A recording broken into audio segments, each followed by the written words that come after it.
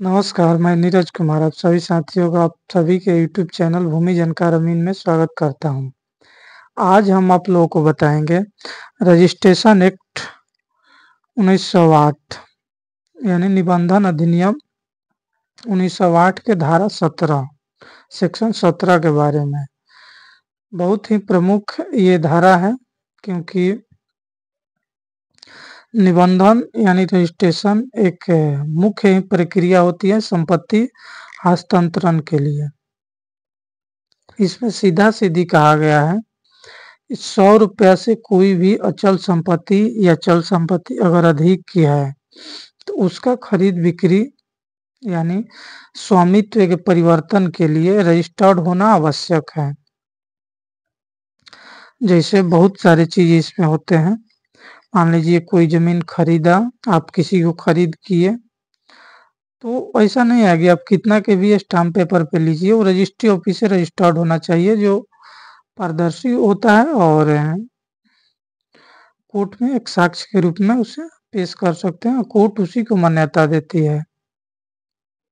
क्योंकि उसका एक प्रक्रिया है, प्रक्रिया में गवाह होते हैं साक्ष्य के रूप में और रजिस्ट्रार होते हैं, उनके सामने जो भी होता है प्रक्रिया होता है और उनको एक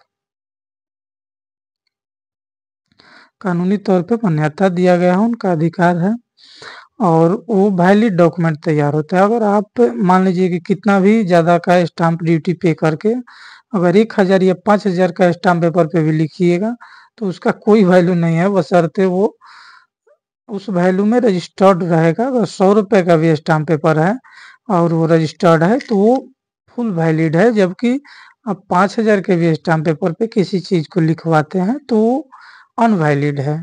उसे बहुत सीमित दायरा तक मान्य रखा जाएगा, जिसके अन्य बैकग्राउंड अगर आप साबित कर रहे हो तो ठीक है। लेकिन अगर वो रजिस्टर्ड है तो वो 100% मान्य है। अगर किसी तरीके का कोई भी त्रुटि भी आती है तो बहुत हियरिंग कंडीशन में 0.1% कहीं-कहीं रजिस्टर्ड डॉक्यूमेंट में भी त्रुटियाँ और सवालें खड़ी हुई हैं, लेकिन वो अलग प्रोसेस है। ये कोई नहीं कह सकता हम जाकर अगर वहाँ पे खड़े होकर रजिस्ट्री किए हैं, तो हम ये कभी भी नहीं कह सकते हैं कि हम नहीं किए हैं, चाहे हम नहीं थे। हाँ, ये हो सकता है किसी-किसी केस में ऐसा हुआ है कि हम अगर अस्वस्थ हैं, तो उसमें वो भी रजिस्ट्रार लिख देता है कि हाँ, फलाना व्यक्ति रजिस्ट्री किए लेकिन इस कंडीशन में उनको लाया गया था। तो इसीलिए वो 100% वैलिड है और जो निबंधन अधिनियम 1908 के धारा 17 यही कहता है कि अगर कोई भी ₹100 से ज़्यादा का संपत्ति खरीद हो, तो वो रजिस्टर्ड होना चाहिए। या अगर किसी को ₹100 से ज़्यादा का संपत्ति कोई दान कर रहा हो, तो वो भी रजिस्टर्ड डॉक्यूमेंट से ही होना चाहिए। या बदलेन हो रहा हो, जिसे बहुत सारे लोग ज़मीन वगैरह जायदाद दान करते हैं, तो वो अगर दान कर रहे हैं, तो रजिस्टर्ड होना चाहिए, यानी रजिस्ट्री डॉक्यूमेंट होना चाहिए। ये रजिस्ट्रेशन अधिनियम 1908 के धारा 17 के ही प्रावधान है। और इसमें ये भी प्रावधान है कि गैर वसीयत दस्तावेज जो मान लीजिए आप कह रहे हैं कि भविष्य में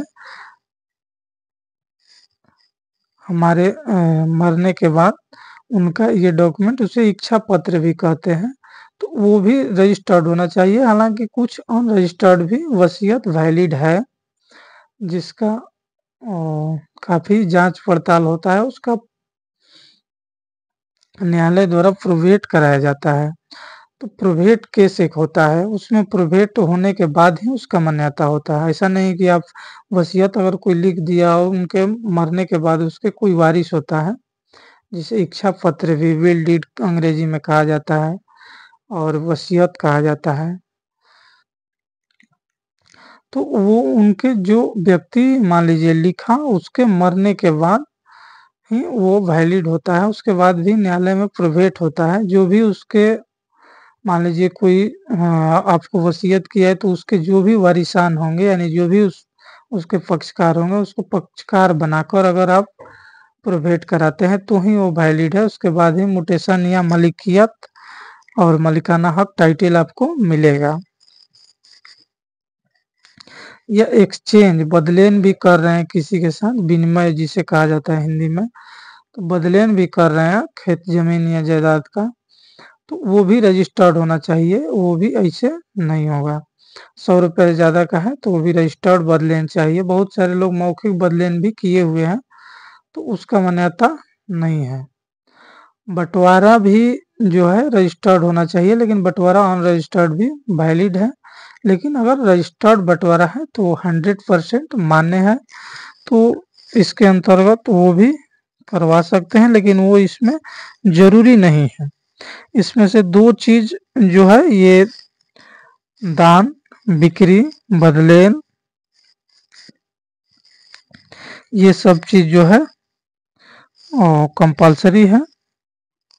अनरजिस्टर्ड उसका कोई भी वैल्यू नहीं है। और एक हो गया समझौता दस्तावेज और एक हो गया शेयर। अगर मान लीजिए किसी से किसी भी चीज़ के लिए आप समझौता करके पार्टनरशिपिंग किए हैं, तो उसमें कोई आपका ज़रूरी नहीं है कि रजिस्टर्ड होना चाहिए, क्योंकि आप दोनों पहले से मालिक हैं उस कंपनी। मान लीजिए 2 आदमी मिल के कंपनी खरीदे हैं, तो उसमें आप कितना शेयरिंग है वो उसको रजिस्टर्ड करने की ज़रूरत नहीं है, क्योंकि आप मालिक पहले से थे। चाहे बँटवारा भी है तो बँटवारा भी आप ऐसे भी लिखित कर सकते हैं। क्यों? क्योंकि आप वहाँ पे कोई टाइटल नहीं मिल रहा है आपको, पहले से आप वहाँ टाइटल है। मान लीजिए आपके दादाजी का ज़मीन है, चाहे पिताजी के नाम पे ज़मीन है, आप अपने भाइयों में बँटवारा कर रहे हैं, तो ये नहीं है कि आप नया स्वामी बन रहे हैं, आप उत्तराधिकार के आधार पे स्वामी खुद हैं, पहले से जन्म से सिद्ध अधिकार है। या अगर पिताजी का खरीदा हुआ है तो उनके मरने के बाद उत्तराधिकार के आधार पे आपका अधिकार है।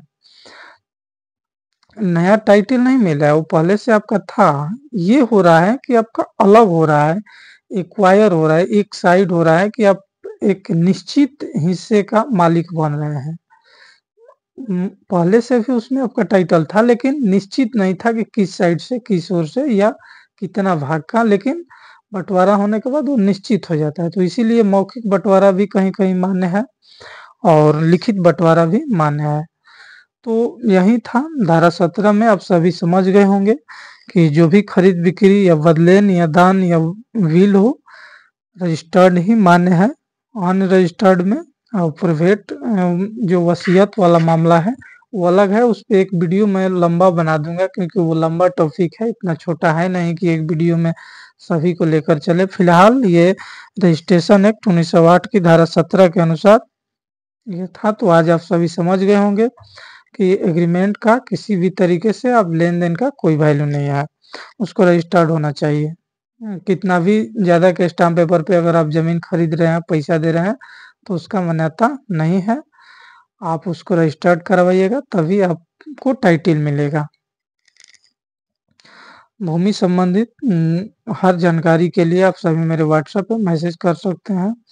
म्यूटेशन पे अभी मैं वीडियो बना रहा हूँ, म्यूटेशन एक्ट संबंधित जो भी वीडियो है उसको अपलोड कर रहा हूँ। तो म्यूटेशन संबंधित जो भी सवाल हो, आप सभी मेरे व्हाट्सएप पे भेज सकते हैं। मेरा व्हाट्सएप नंबर है 8873461436। और